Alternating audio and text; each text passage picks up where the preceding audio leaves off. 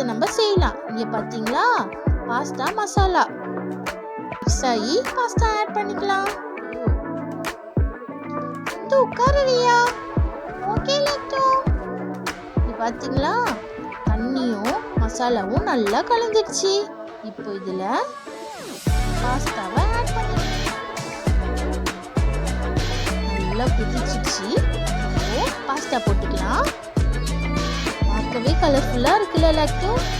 ஆமாம்மா, இது கலர் செம்மையா இருக்குமா. இது நல்லா சூடாகட்டும், நல்லா கொதிச்சு வெந்துட்டும், அதுக்கப்புறம் சாப்பிடலாம். ஓகேம்மா, வாசனையே செம்மையா இருக்குமா. ஆமா லட்டு, நல்லா வெந்து வரட்டும். இப்பதான் பாஸ்தா கொதிக்குது. வருது பாருங்களேன். அம்மா அம்மா, இங்கே பாருங்க, பாஸ்தா வெந்துடுச்சு. பாருங்க, ப்ளீஸ் சப்ஸ்கிரைப் பண்ணுங்க.